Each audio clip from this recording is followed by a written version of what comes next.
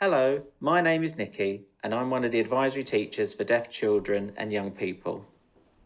We're going to look at how you can support the needs of deaf and hard of hearing children in your classroom. Let's start by listening to Millie's story. Hello, my name's Millie, I'm 15 and I come from Birmingham and I have a moderate hearing loss. I wear behind the ear hearing aids and my preferred method of communication is talking. So the topic that I'm going to be talking about today, I've given it the title Millie's Daily Deaf Dilemmas, and my first pointer for this is not being able to hear my alarm clock when I wake up. So instantly, as soon as I wake up, I have that worry, have I heard my alarm clock, am I going to be late for school, that sort of thing. So to combat this, I have my alarm clock very, very, very loud and on a very, very, very repetitive, annoying sound. My second point is, topic is that not being able to hear traffic on the road. Now, obviously walking to school, not being able to hear traffic on the road can be a bit of a problem. So I just have to be really aware and make sure that when I'm crossing the road there is no traffic there, because most of the time I struggle to hear it.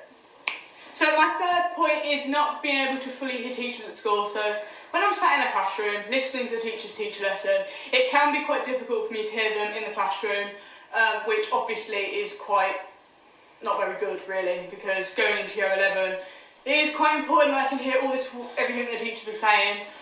So to help with this problem, I now have a radio aid which the teachers will wear, and it's kind of a device that the teachers will wear around their neck, they'll talk into, and their voice will go directly into my hearing aids, because they'll have a special attachment that goes onto my hearing aid called a receiver that will transmit their voice straight to my hearing aid, so it's almost as they're talking to me straight to my ear, which is really handy and has helped me quite a lot through school. So my fourth point being about friends thinking that I'm ignoring them when I'm talking to them or when they're talking to me. So we're having a conversation and I don't respond appropriately, or I just won't respond to what they're saying to me, mainly because I haven't heard them. This can be particularly difficult in loud background noise situations, so in a canteen at school, playground, whatever. I generally do struggle to hear them quite a bit. Even though wearing hearing aids, a lot of people don't understand that wearing hearing aids doesn't give you a really good hearing as a normal person, but then what is normal? So, to help try and combat this, I have been given some Hello, I'm Deaf cards from the Buzz NDCS, and hopefully this can help me with that problem. So my fifth and final point is going to be when my phone's ringing. It could be my dad ringing me and it could be fairly important, I don't know. I won't hear my phone ring. There's not really a whole lot I can do about that, I just won't hear it ring. It could be on loud volume, probably still won't hear it ring. So I just have to be quite apologetic when I talk to the person I've missed their call and explain to them I didn't hear my phone ring, or, whatever. But it does help for me to have my phone on me and leave it on vibrate, because then I feel it rather than hear it. So that is the end of my first video filming for NDCS. I've really enjoyed filming it, and NDCS will be uploading videos every Sunday, and you will see me once a month. As you saw in the video, Millie wears behind the ear hearing aids. These are the most common hearing aids we see. There are several parts to a hearing aid. Looking at the diagram, you can see the ear mould and the tube, which connects the mould to the hook, which is part of the actual hearing aid. The mould and the tube can be removed to be cleaned. The battery compartment holds the battery, and this is the part that should never get wet. The light, depending on the model, will indicate battery health. The right-sided hearing aid will have a little red sticker, and the left has a blue one. This is worth knowing if you ever need to change a battery and get mixed up. With younger children, the volume control is usually disabled, but teenagers often start to experiment with their preferred volume controls. This will be discussed with them at their audiology appointments. Lots of the hearing aids we see now have Bluetooth. This means they can be connected to phones or other devices in order to stream music. and videos. Of course, there are different types of hearing technologies, not only behind the ear hearing aids. There are also bone-anchored hearing aids, which you can see in the picture. This one is on a soft band, but some can also be fitted to the skull. Also, some children may be fitted with cochlear implants. The type of hearing technology provided will depend on the child or young person's level of hearing. In some instances, children with hearing needs might require further support in the classroom to access the learning taking place, so could be issued with a radio aid.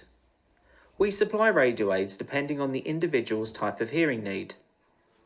The purpose of a radio aid is to give the child improved access to the teacher's voice above the background noise within the classroom.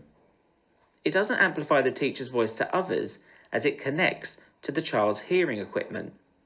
It's like a direct line to the teacher.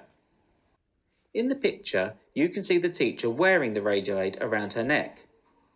Sometimes this might be referred to as a transmitter. The hearing aid on the left has a receiver and audio input shoe attached, which helps connect it to the radio aid, while the hearing aid on the right has an integrated receiver. I'm going to hand over to my colleague Lotta now, who's going to talk to you a little bit more about the listening environment and social challenges that some children and young people with hearing needs face. Hi, I'm Lotta, one of the advisory teachers of the deaf and hard of hearing at Richard Cloudsley Outreach Service. Millie referred to not being able to always hear the teacher. She uses a radio aid to help her, but there are other practical things that teachers can do in their classroom to create a good listening environment. It almost sounds too simple, but closing the doors and windows can make a huge difference. The hearing aids pick up all sounds around them, not just the teacher's or the children's voices, so if a child is sitting by the window and someone is drilling the road outside, their hearing aid will pick up that sound too. To reduce the impact of background noise in the classroom, we recommend using soft furnishings like carpets, cushions in the reading corner, and hanging displays. Sticking felt pads on the chair legs and pencil pots are also great. They're small changes but can make a big difference and are also very cost effective. You can find more information on creating a good listening environment on the NDCS website. Like Millie mentioned in the video, there can be real barriers to communication, and deaf children or young people experience many challenges in social situations. Millie said her friends often think she is ignoring them when in fact she hasn't heard them. It's difficult for people with hearing needs to follow a group conversation where people speak over each other. This leads to them missing jokes, incidental language, or information in various contexts. At school, thinking about groups and encouraging children to speak one at a time is helpful for deaf pupils. This also helps the children feel included in many areas of school life.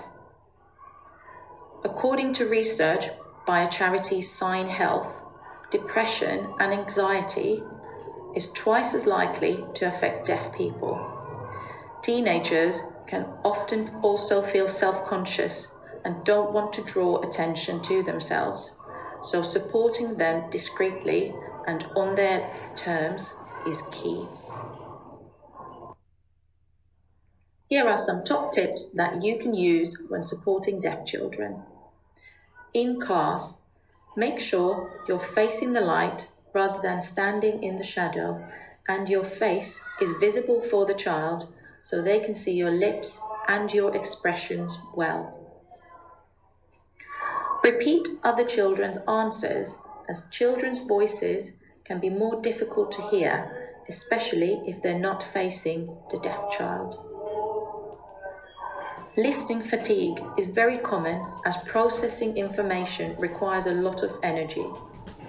Listening in noise is even more tiring, so keeping background noise to minimum and subtitling videos and using visuals in class helps deaf children as it cuts down on the guesswork they have to do.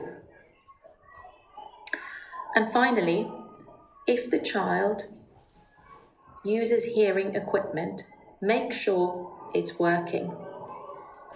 If you're concerned about a child's visual or hearing needs, please contact the outreach service as we'll be able to provide some support and advice.